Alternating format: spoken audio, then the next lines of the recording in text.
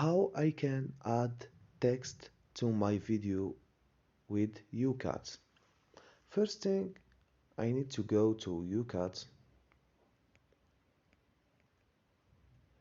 After I select the photos and the music, I go to this option, text.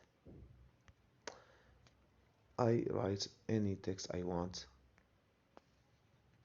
and I can control the color or the border like this.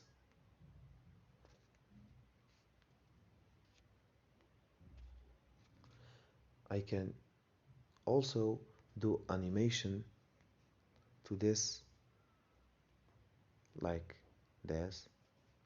This is very good. I can control when I want to put the text.